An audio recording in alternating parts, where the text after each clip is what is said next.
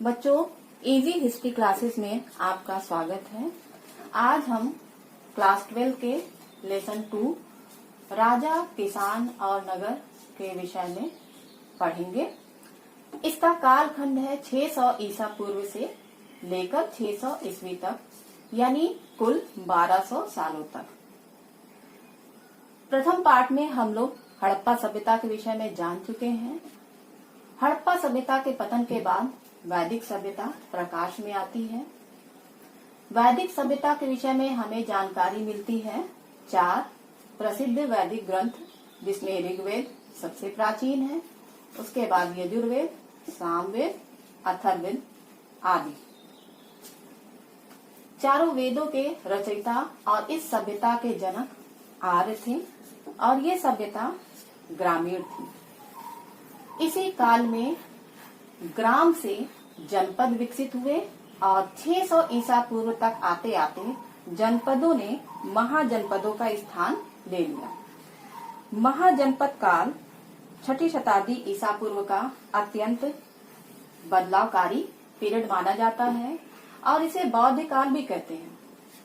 वो इसलिए क्योंकि इसी समय महात्मा बुद्ध एवं महावीर स्वामी जैसे विश्व के क्रांतिकारी दार्शनिक एवं धार्मिक व्यक्तित्व ने जन्म लिया था। महाजनपद काल के विषय में जानकारी सबसे अधिक हमें प्राप्त होती है बौद्ध एवं जैन ग्रंथों से, जिसमें 16 महाजनपदों के विषय में बार बार प्रसंग आता है। कौन कौन से प्रसिद्ध जनपद थे बच्चों? प्रसिद्ध महाजनपद थे मगध, कौशल, गांधार, पांचाल, कुरु, वर्जी, अवंती एवं अपनी काशी भी। तो महाजनपद काल में राजा मुख्य रूप से शासन करते थे। कहीं कहीं गणतंत्रात्मक शासन पद्धति भी थी, परंतु मुख्य रूप से राजतंत्रात्मक शासन पद्धति थी, जिसमें शक्ति एवं सेना एवं युद्ध कौशल के बल पर सारे अन्य महाजनपदों को पराजित कर मगध महाजनपद सिरमौर बन गया। अब प्रश्न ये उठता है कि मगध ही सबसे शक्तिशाली क्यों? इसका उत्तर ये है, इसकी भौगोलिक स्थिति, इसके चारों ओर पहाड़ियां थी, लोहे की खदानें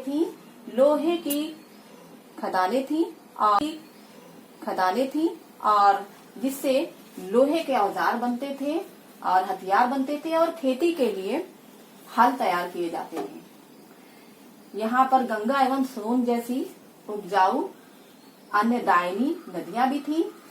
मगध के जंगलों में बहुत हाथी पाए जाते थे, जो कि सेना को शक्तिशाली बनाते थे। और सबसे बड़ी बात कि अन्य महाजनपदों के मुकाबले में मगध में बिंबिसार, अजातशत्रु, शिशु, नाग, चंद्रगुप्त मौर्य जैसे राजा जन्म लिए। तो इसमें सबसे महत्वपूर्ण जो मगध में राजवंश स्थापित हुआ वो है मौर्य वंश।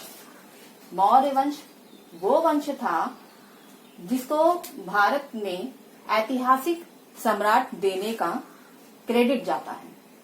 मौर्य वंश की जानकारी के स्रोत 2 प्रकार के हैं। एक पुरातात्विक, जिसमें अभिलेख आते हैं, मुद्राएं, सिक्के एवं इमारतें। दूसरे मौर्य वंश की जानकारी के स्रोत हैं साहित्यिक, जिसमें विशाख दत्त की पुस्तक मुद्रा राक्षस, कौटिल्य की अर्थशास्त्र एवं मेगास्थनीज का इंडिका आदि। इसके अतिरिक्त मौर्य काल के विषय में जानकारी हमको बौद्ध एवं जैन ग्रंथों से भी पर्याप्त रूप से पता चलती है। मौर्य काल न केवल अपने विजयी कार्यों के लिए, विशाल साम्राज्य के लिए, बल्कि अपने अत्यंत सुगठित प्रशासन के लिए भी जाना जाता है। शासन व्यवस्था केंद्रीय, प्रांतीय एवं स्थानीय 3 हिस्सों में विभाजित थी।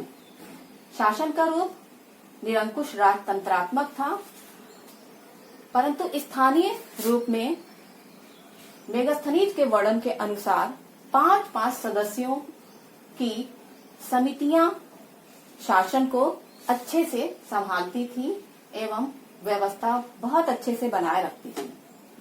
चंद्रगुप्त मौर्य के बाद उसका पौत्र, जिसे बहुत सारे अभिलेखों में प्रियदर्शी अशोक के नाम से वर्णित किया गया है, तो प्रियदर्शी अशोक वो सम्राट था जिसने हमें और हमारे इतिहास को बहुत अधिक गौरवान्वित किया है।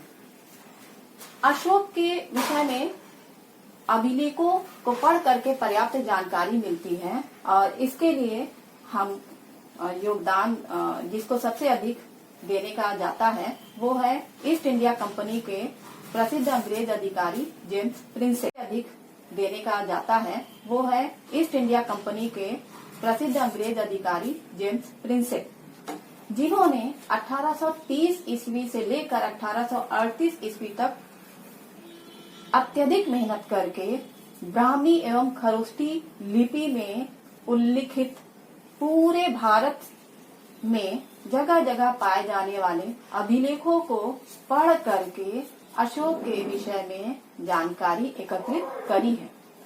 अशोक का साम्राज्य पूरे भारत में था।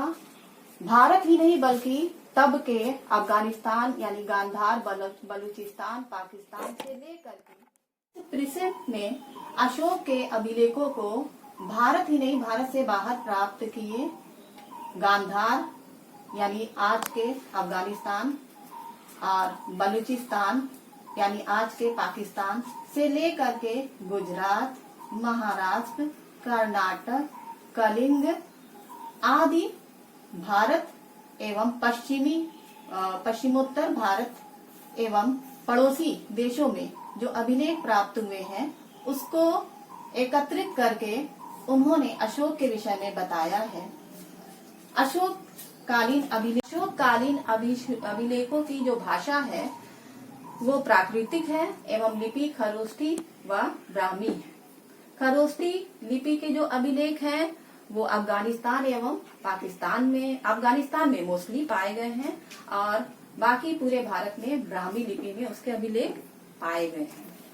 इन अभिलेखों में अशोक ने अपनी प्रजा को एवं उन्हें प्रेरित किया है कि वे नैतिक, मानवीय एवं सार्वभौमिक मूल्यों को खुद में एडॉप्ट करें, यानी कि खुद अपनाएं और सभी लोगों के चरित्र को मॉडिफाई करने की एवं अच्छा इंसान बनने की कोशिश करें। यही अशोक का धम्म था, जिसे धर्म हम कहते हैं। और अपने धर्म के प्रचार के लिए अशोक ने धम्म महामात्रों की नियुक्तियां की थी। ये धम्म महामात्र पूरे साम्राज्य में घूम घूम कर आम जनता को प्रेरित करते थे कि वे अपवित्र एवं अनैतिक कार्यों को छोड़ दें तथा संयम, दान, सत्य, अहिंसा, परोपकार आदि कार्यों के द्वारा अपने इस लोक को और परलोक को दोनों को सुधारे एवं सदगति को प्राप्त होवे।